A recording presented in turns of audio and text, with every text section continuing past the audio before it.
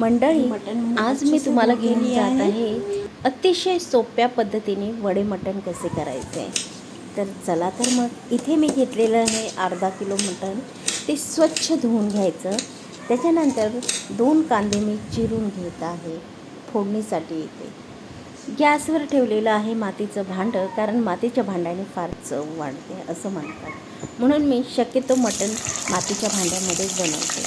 त्याच्यात ओतलं मी 2 माप तेल आणि सोडला कांदा, आणि तिथे एक लसणाची पाकळीही चिरून घेतलेली आहे, तीसुद्धा त्यात टाकायची. ते टाकून झाल्यावर ह्या दोघांनाही एकजीव होजेपर्यंत परतून घ्यायचं. छान असा ब्राउनिश कलर येजेपर्यंत आपल्या हळूवार हाताने हलवत राहायचं. हे किती आता हे ब्राऊन झालेलं आहे. त्यात मी सोडत आहे मटण. हे मी मटण अर्धा किलो घेतलेलं आहे. साधारणतः माझ्या कुटुंबाला हे बस होतं. तुमच्या हिशोबाप्रमाणे तुम्ही घेऊ शकता. त्याच्यात मी हे मसाले टाकत आहे. हळद, मटण मसाला, लाल तिखट, मीठ आणि धने पावडर. हे सगळं एकत्र करून ह्याला हलवून घेऊया. ह्या मसाल्यांचा एवढा छान अरोमा सुटला आहे ना, म्हणजे खूप छान असं मनाला वाटतंय आणि तोंडाला आत्तापासूनच पाणी सुटतंय. ह्याला आपण असं व्यवस्थित एकजीव करून घेऊया आणि त्याच्यावर झाकण ठेवून थोडंसं वाफ येऊ देऊया. हे दिसायलाही फार सुंदर वाटते. आता मी ह्याच्यावर झाकण ठेवते आहे आणि थोडंसं त्याला वाफ येण्यासाठी सोडून देत आहे.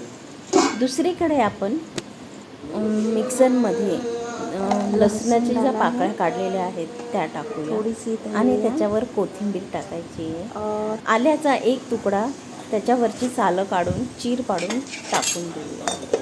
आता हे वाटण एकजीव करून वाटून घेऊया. आता हे मी वाटून घेतलेलं आहे. हे आपल्याला मटणामध्ये टाकायचं आहे. त्याने मटणाला एक वेगळी चव येते. आता इथे थोडासा वाफळलेला आहे. आता मी ह्याच्यात हे जे वाटलेलं वाटण आहे ते 2 चमचे सोडणार आहे.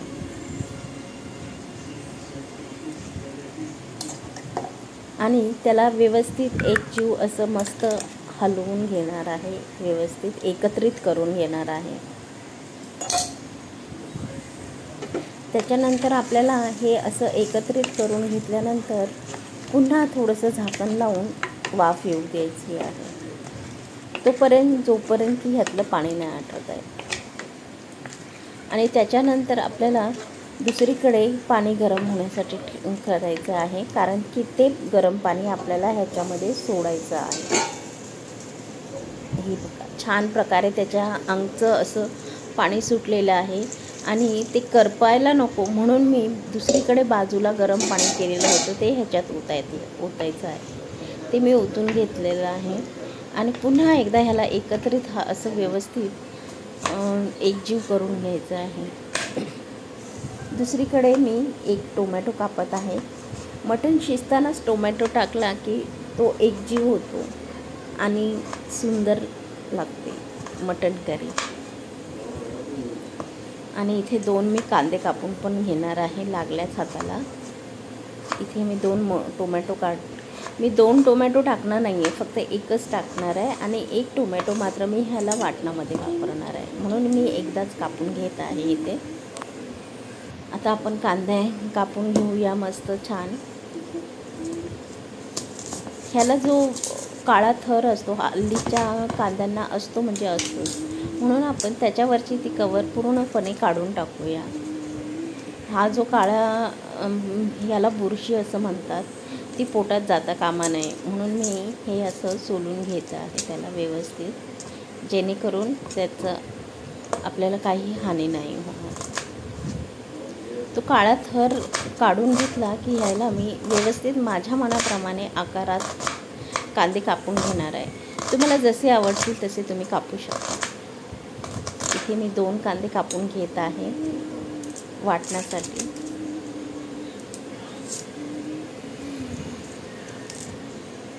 आता मटण जोपर्यंत इकडे शिजतं आहे तोपर्यंत आपण वड्याची तयारी करूया. वड्या टाकण्यासाठी मी हे 2 कांदे कापत आहे. वड्याच्या पिठामध्ये टाकण्यासाठी हे 2 कांदे कापत आहे. बरे का मंडळी, हा जो वड्याचा प्रकार असतो तो अनेक धान्य मिक्स करून बनलेला असतो. त्याच्यामध्ये ज्वारीचं पीठ, तांदळाचं पीठ, गव्हाचं पीठ, चण्याचं पीठ, तसंच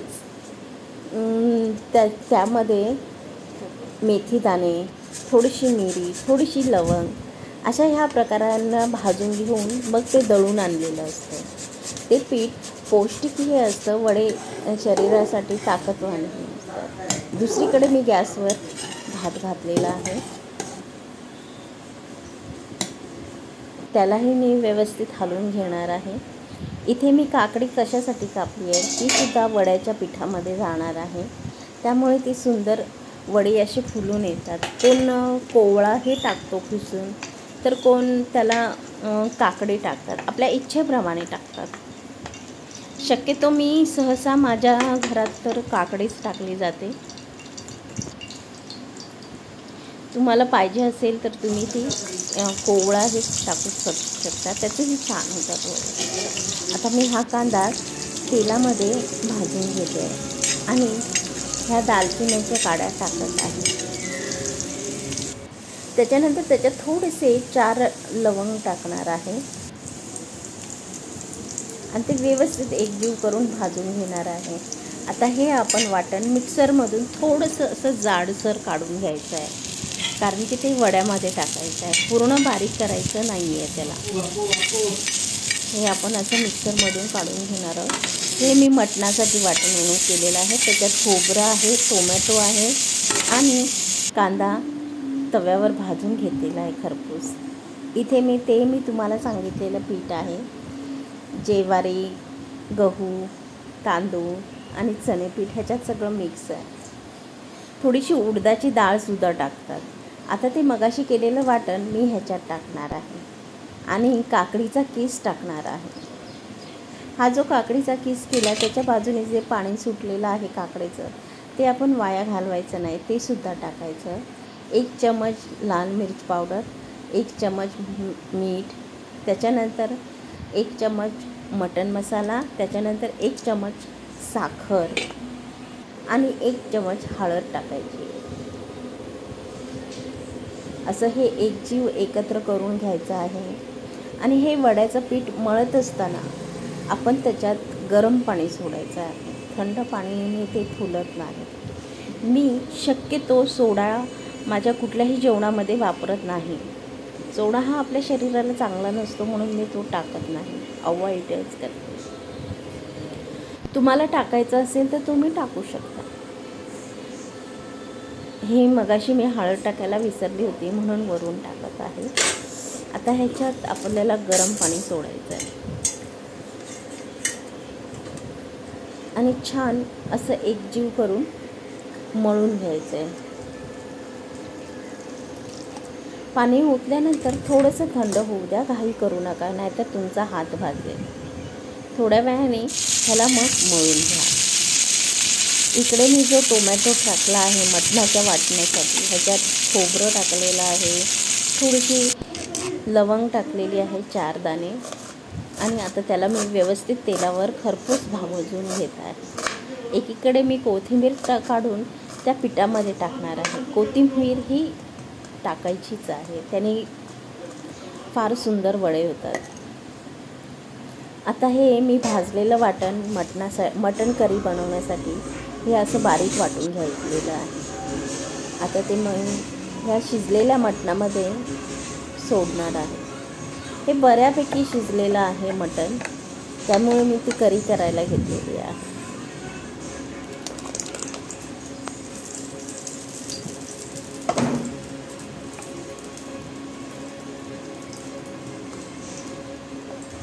तर त्याला मी थोडंसं शिजू देणार आहे. दुसरीकडे मी तव्यामध्ये तेल ओतून हा कांदा लसूण चटणी जो मसाला असतो अतिशय सोप्या पद्धतीचे मी तुम्हाला जेवण बनवायला शिकवत आहे.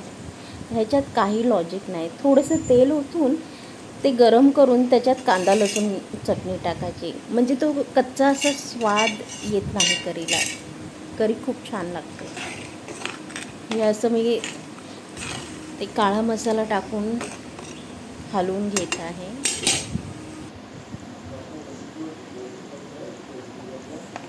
थोडंसं वरून तिखाला असं साधा मिर्च पावडर जरी टाकले तरी चालेल, कारण की त्याला ती तवंग येते, तरी येते असं म्हणायला हरकत नाही, म्हणून मी ते टाकत आहे.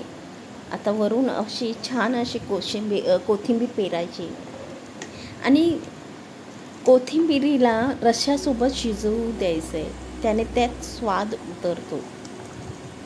बघा हे किती सुंदर दिसते. छान अशी उकळी येऊन आपल्या मटण करीला झालेली आहे. थोडंसं मी असं थोडंसं पातळच ठेवलेलं आहे, कारण की ते वड्यासोबत फार छान लागतं. ही तरी आलेली आहे. मी मगाशी जी लाल तिखट टाकली आहे ना ती.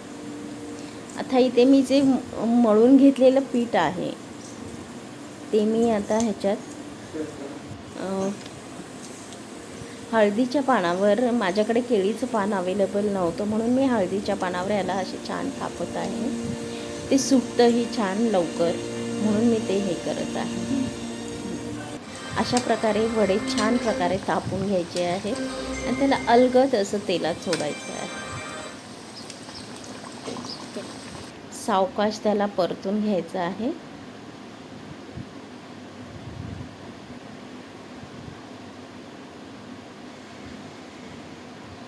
वडे छान असे ब्राऊन कलरवर आले की त्यांना काढायचं आहे. जास्त घाई नाही करायची, मंद आचेवर आधी पूर्ण तेल गरम करून घ्यायचं आणि मग ती मंद आच करायची आणि सेम आचेवर सगळे वडे तळून घ्यायचे.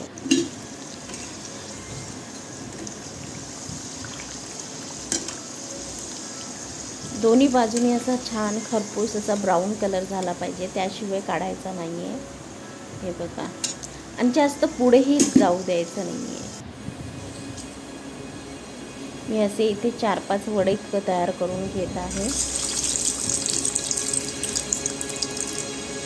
सगळ्यात कसोटी म्हणजे वडा तेलामध्ये टाकताना येते. ते जरी दुमडलं तरी आपण ते उलटण्याने असं पसरून घ्यायचं आहे.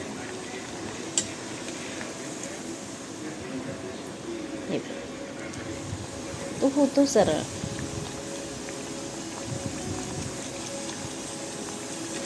असे माझे बिना सोडायचे, काही न करता फुगणारे दोन्ही बाजूनी छान असे वडे तुम्हाला आवडले की नाही हे नक्की कमेंटमध्ये सांगा. वडे मटण ही कोकणाची पद्धत आहे. कोकणात जवळजवळ प्रत्येक घरामध्ये वडे मटण हे बनतं. मराठवाड्यात हे वड्याचा हा प्रकार नाही आहे, हा कोकणातलाच प्रकार आहे. तो चविष्ट लागतो, खाण्यासाठी फार उत्तम असतो आणि काही लोक महिनाभर नॉनव्हेज न खाता राहतात. सणासुदीचे दिवस येतात म्हणून ती एक शेवटची एक मनाला तृप्त करण्यासाठी हे वडे मटण प्रत्येकाने करावं असं मला वाटतं.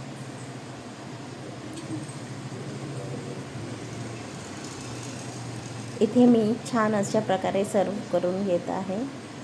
काकडी कापलेली आहे, गाजर आहे, टोमॅटो आहे आणि आता येणार आहे आपला मेन पार्ट म्हणजेच मटण.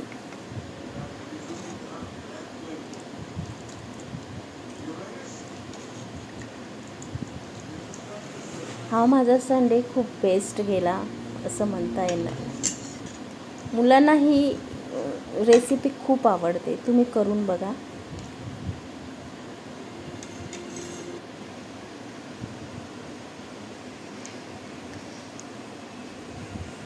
खाण्यापेक्षा बघूनच मन एकदम तृप्त होतंय बघून. आवडल्यास मला नक्की कमेंट करा. माझ्या चॅनलला लाईक सबस्क्राईब नक्की करा.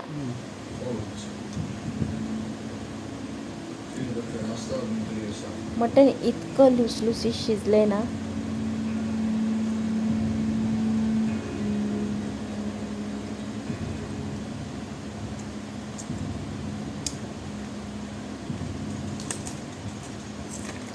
लवकरच भेटूया दुसऱ्या रेसिपीसोबत.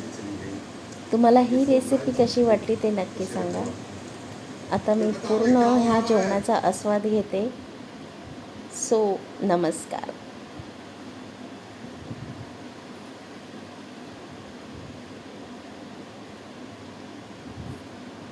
मंडळी, मला तुमचा मौल्यवान वेळ दिल्याबद्दल धन्यवाद. तुम्ही तुमच्या वेळात वेळ काढून माझा हा व्हिडिओ शेवटपर्यंत बघितल्याबद्दल मी तुमचे आभार मानत आहे. तर लवकरच भेटूया आपल्या पुढच्या व्हिडिओमध्ये. धन्यवाद. बाय.